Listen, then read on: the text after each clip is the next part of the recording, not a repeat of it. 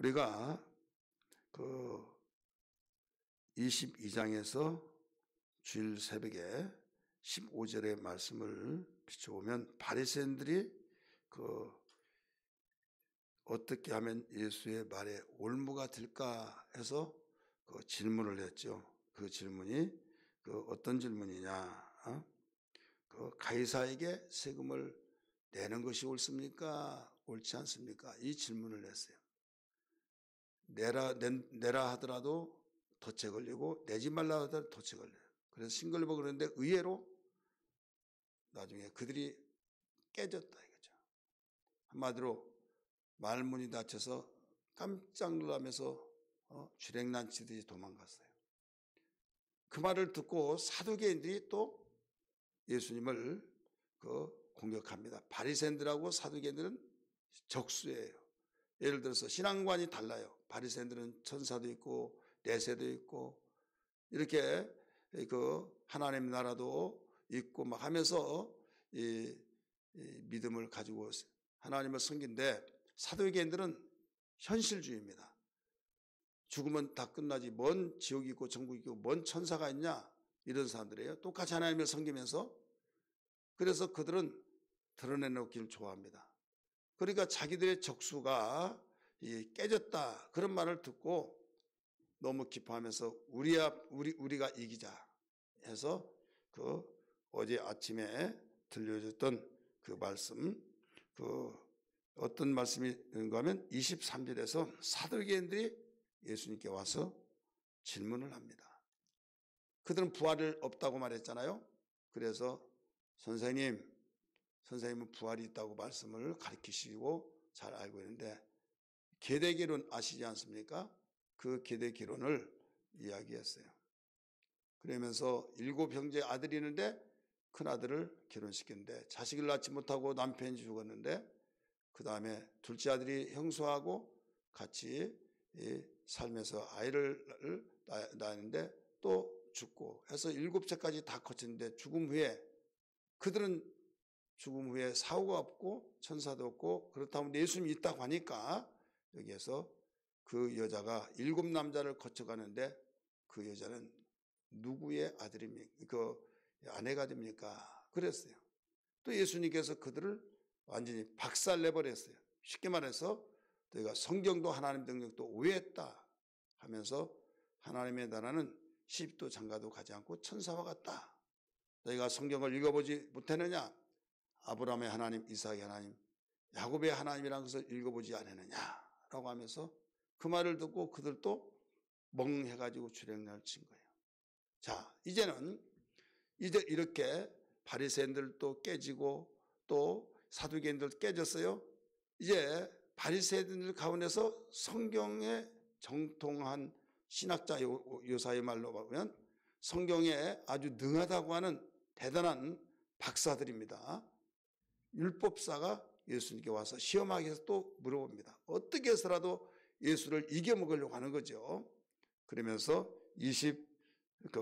34절에 하신 말씀이 예수께서 사두개인들로 대답할 수 없게 하셨다 함을 바리새인들이 듣고 모였는데 말 잘한 그 신학 박사들 중에서 말 잘하는 사람들이 있잖아요. 설득력 있고 많은 사람에게 정말 대단하다 이 사람을 뽑아서 당신이 가시오 해서 예수님께 와서 질문한 거예요. 율법이 그렇게 많이 있는데 다시 말해서 창세기, 출애굽기, 레위기, 민수기, 신명기까지 다 율법이잖아요.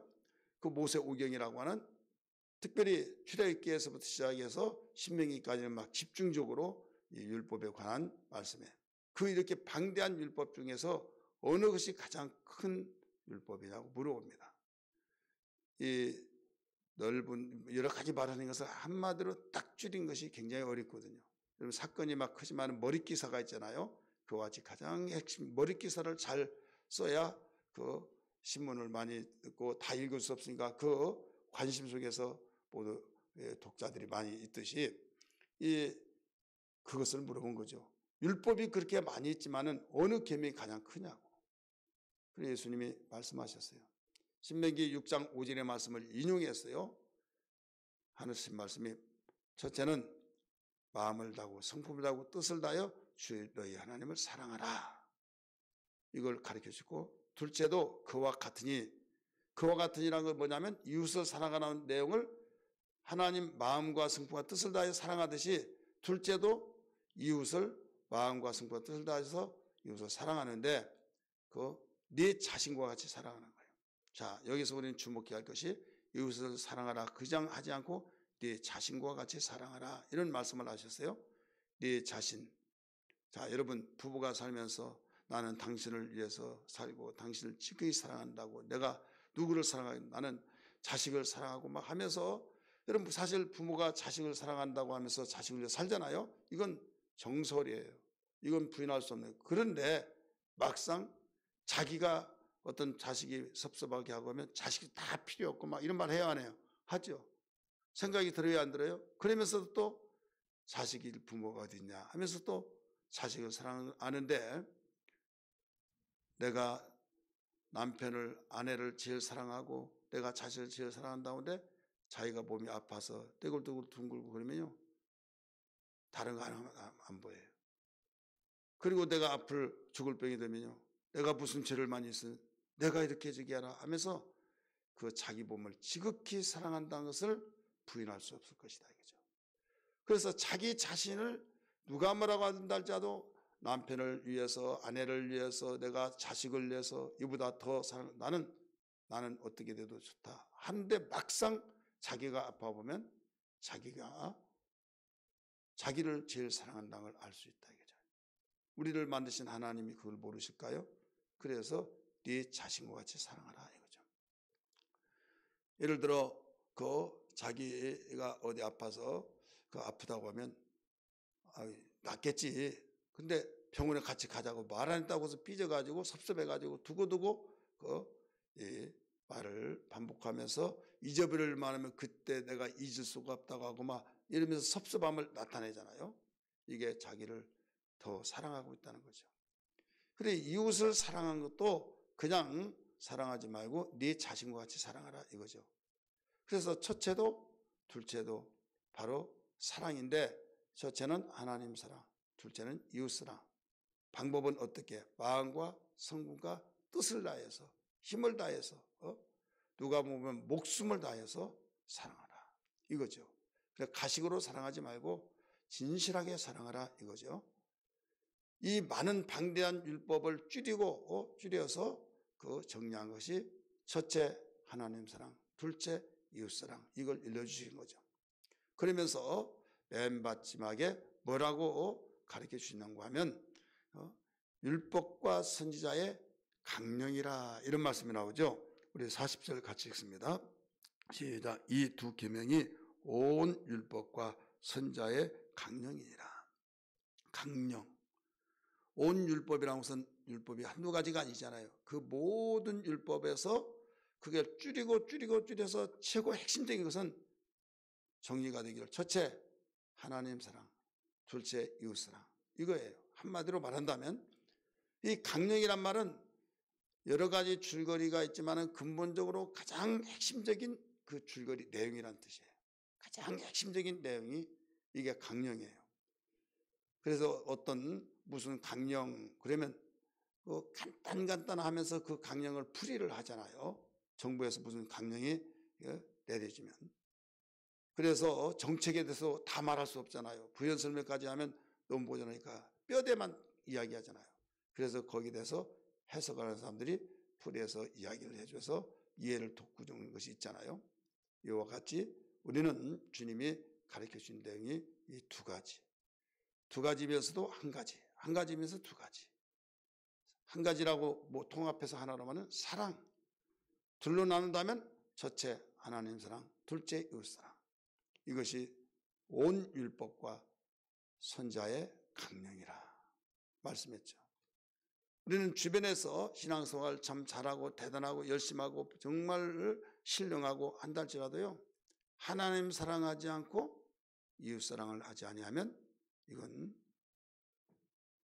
잘못된 신앙이고, 자기는 충만하고 대단한 것 같지만은 하나님은 사랑하는데 이웃을 사랑하잖아요. 이웃이라고 하는 것은요, 크게 나눠서 땅에는 모든 수평관계의 사랑이에요. 그러니까 부모도 이 땅에서 태어났기 때문에 부모로부터 시작해서 형제로부터 시작해서 우리가 아는 모든 사랑까지 다 수평적인, 그리고 하나님 사랑은 하늘에 계신 바로 삼일체 하나님을 말하고 있어요. 그러니까 이 세상의 모든 사람들을 사랑하는데 이것은 이웃사랑에 들어간 거예요. 그렇기 때문에 그 신앙이 올바르냐 그릇되냐 이것은 그 사랑을 통해서 보면 알아요. 그 사랑 중에서 어떤 사랑이 가장 클까요? 여러분, 살리는 사랑이에요. 한번 따라하셔서 살리는 사랑. 사랑한다고 하면서 죽이는 사랑은 사랑이 아니에요. 왜 하나님이 우리를 사랑한다고 하느냐? 하나님이 인간을 사랑하셨다 이렇게 말을 하잖아요. 그럴 때 사랑은 무슨 사랑이냐? 이런 사람들이 있어요. 왜? 사랑하는데 아프리카 사람들, 난민들 왜 그리스도여지고 기아들이 왜 생기고 하나님 못할 것이 없다며 그렇게 사랑이 많다며 하면서 별의별 모든 사실들을 막 나열시키고 설득하고 할 때 정말 하나님이 사랑한다면 못할 것이 없다면 왜 굶어 죽게 만드냐 하면서 말하잖아요. 여러분, 한 가지를 보면 모든 것을 다 사랑한다고 할 수 있죠. 둘도 없는 독생자를, 죄 없는 당신의 아들을 죄인 죽어도 마땅하고, 왜 죽어도 마땅합니까? 이미 미리 경고해 줬잖아요. 너 죄를 지으면 죽는다. 그렇게 신신당부했는데 그것도 다른 하나님 되려고 선악과를 먹었다 이거죠. 하나님 되려고. 근데 하나님 되려고 하는데 부모는 그렇잖아요. 자기에게 정면 도전했지만은 다른 사람이 야 어떻게 부모를 그렇게 뺨을 때리고 막 그러냐? 그러면 부모는 뭐라고 그래요? 맞아요. 저놈이 나를 뺨을 때렸어요. 그런 부모 없어요.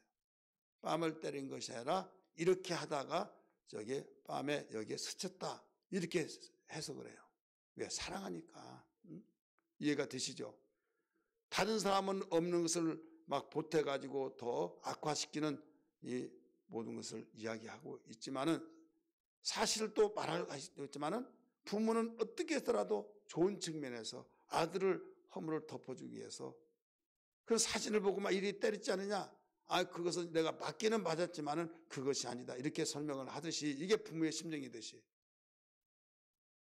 분명히 여러분, 선악과를 따먹을 때 하와가 하나님 되려고 따먹었습니까? 그냥 먹었습니까? 하나님 되려고 먹었잖아요. 근데 하나님 먹으려고 선악과를 따먹었다고 하면 그 잣대로 되면 용서받을 수가 없어요. 그런데 아담에게다 잣대를 두어요. 아담. 그러면서 불순종했다. 이렇게 말하잖아요. 따라서 불순종해서 따먹었다. 하와에다가 잣대를 대면요. 인간은요. 어떤 구제 방법이었어요. 근데 불순종했다고 하는 아담에게 잣대를 대어서 하나님께서 불순종했으니까 해서 우리를 구원하기 위해서 독생자를 보내신 거예요. 믿으시길 바랍니다. 하나님은 이렇게 인간을 사랑하셔서 우리에게 증거가 되었잖아요. 근데도 사사롭고 자잘구레한 그걸 가지고 말할 때 이건 강령이 아니에요. 핵심 내용이 아니다 이거죠.